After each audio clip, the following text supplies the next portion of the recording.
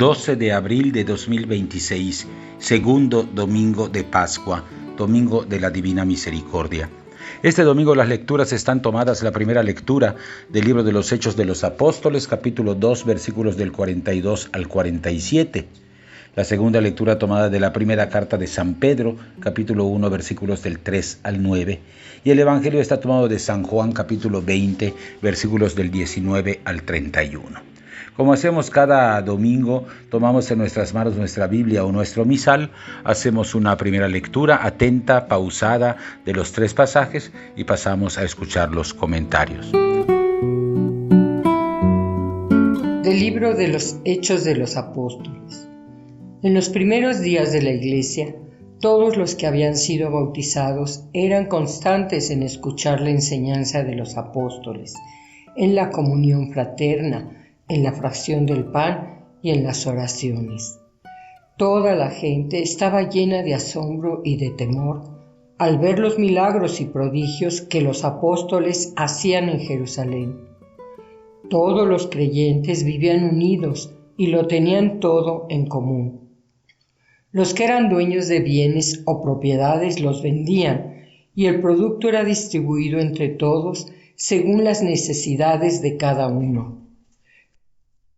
Diariamente se reunían en el templo y en las casas partían el pan y comían juntos con alegría y sencillez de corazón. Alababan a Dios y toda la gente los estimaba.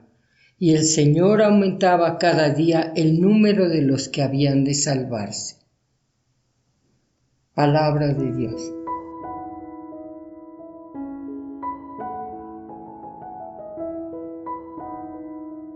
La primera lectura está tomada del libro de los Hechos de los Apóstoles, capítulo 2, versículos del 42 al 47.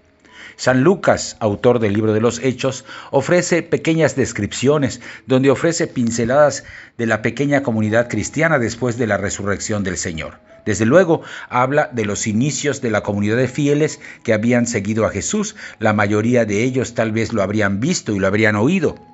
Pinta 3 rasgos fundamentales del grupo primitivo de los cristianos. Primero, se alimentaban de la escucha atenta de la enseñanza de los apóstoles. Obviamente los que accedían primero al grupo y los que ya de alguna forma habían oído a Jesús necesitarían escuchar lo que Jesús había hecho y dicho. Al respecto, los testigos privilegiados eran el grupo de los 12. La segunda característica es una consecuencia de la primera. Lo tenían todo en común. Es decir, lo externo, el tener los medios de vivir en común, manifestaba la veracidad de lo anterior. La práctica de la caridad efectiva, lo que llevaba a que nadie tuviera necesidad. Este signo lo podrían haber tenido también otros grupos judíos del tiempo, como sabemos por noticias sobre asociaciones semejantes que existían, por ejemplo, en el grupo de Qumran y otros grupos esenios. Y finalmente tenían la oración, resaltando la celebración de la Eucaristía, a la que aquí se le llama la fracción del pan. No sabemos cómo eran esas primeras celebraciones eucarísticas, pero en ellas ya estaba lo fundamental, hacer efectiva la presencia del Señor sacramentalmente en medio de la comunidad. Estas características mostraban la realidad de la nueva comunidad que Jesús vino a fundar. Aunque ulteriormente se quedará muchas veces en puro deseo, el proyecto utópico quedará para hacer recordar a todos los cristianos que tienen una misión en el mundo y que esta misión consiste en darse, en entregarse. En esto consiste el amor, en dar lo mejor de uno en beneficio de los demás, exactamente como lo hizo Jesús. Mientras no entremos por este camino, el camino de la iglesia primitiva, no haremos creíble el Evangelio en medio de las circunstancias de nuestro mundo actual. De la primera carta del apóstol San Pedro.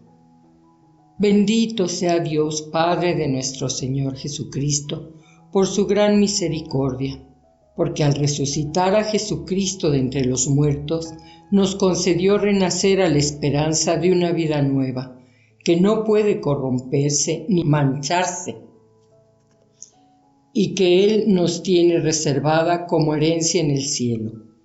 Porque ustedes tienen fe en Dios, Él los protege con su poder para que alcancen la salvación que les tiene preparada y que Él revelará al final de los tiempos.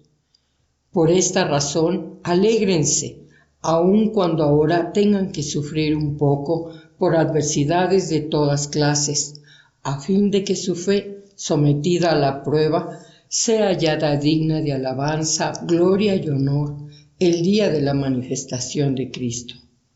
Porque la fe de ustedes es más preciosa que el oro, y el oro se acrisola por el fuego. A Cristo Jesús no lo han visto, y sin embargo lo aman. Al creer en Él ahora sin verlo, se llenan de una alegría radiante e indescriptible, seguros de alcanzar la salvación de sus almas, que es la meta de la fe. Palabra de Dios.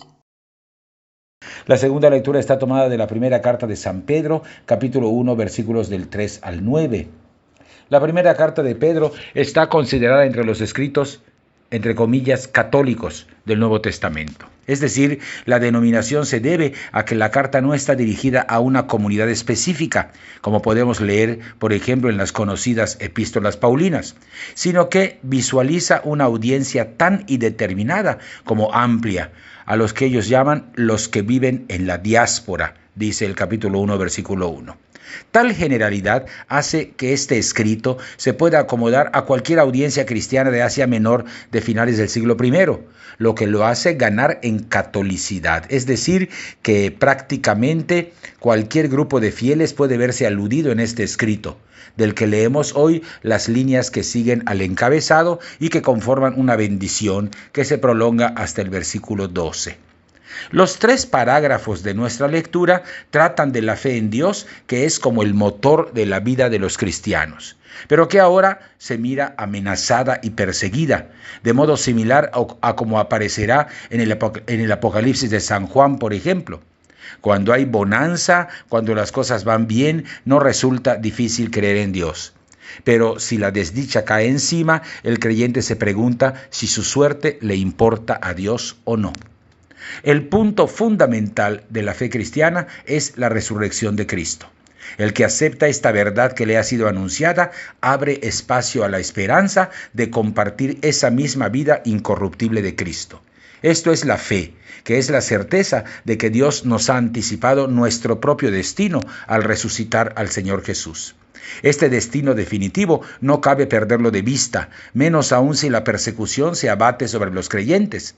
De otro modo, perderíamos la gracia de la salvación y esta sería para nosotros la peor de las calamidades. En la adversidad, la fe nos convence de que Dios nos protege celosamente porque nos ama.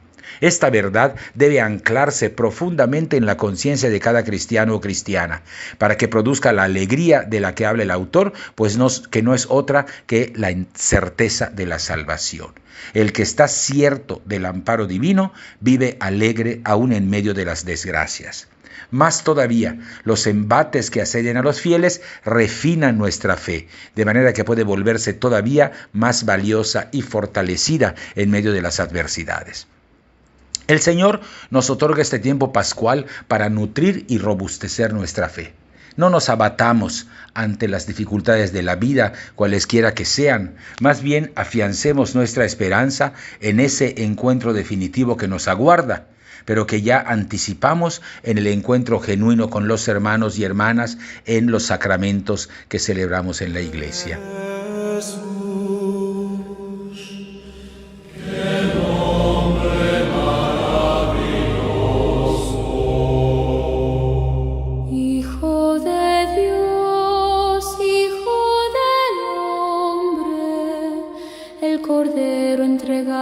Del Santo Evangelio según San Juan.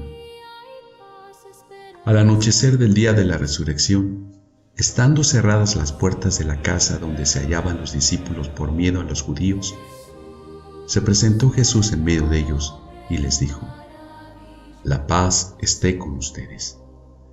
Dicho esto, les mostró las manos y el costado. Cuando los discípulos vieron al Señor, se llenaron de alegría. De nuevo les dijo Jesús: «La paz esté con ustedes. Como el Padre me ha enviado, así también los envío yo». Después de decir esto, sopló sobre ellos y les dijo: reciban el Espíritu Santo. A los que les perdonen los pecados les quedarán perdonados, y a los que no se los perdonen les quedarán sin perdonar. Tomás, uno de los 12 a quien llamaban el gemelo, no estaba con ellos cuando vino Jesús, y los otros discípulos le decían: hemos visto al Señor. Pero él les contestó: si no veo en sus manos la señal de los clavos, y si no meto mi dedo en los agujeros de los clavos, y no meto mi mano en su costado, no creeré. 8 días después, estaban reunidos los discípulos a puerta cerrada, y Tomás estaba con ellos. Jesús se presentó de nuevo en medio de ellos y les dijo: la paz esté con ustedes. Luego le dijo a Tomás: aquí están mis manos, acerca tu dedo. Trae acá tu mano, métela en mi costado, y no sigas dudando, sino cree. Tomás le respondió: Señor mío y Dios mío. Jesús añadió: tú crees porque me has visto. Dichosos los que creen sin haber visto. Otros muchos signos hizo Jesús en presencia de sus discípulos, pero no están escritos en este libro. Se escribieron estos para que ustedes crean que Jesús es el Mesías, el Hijo de Dios, y para que, creyendo, tengan vida en su nombre. Palabra del Señor.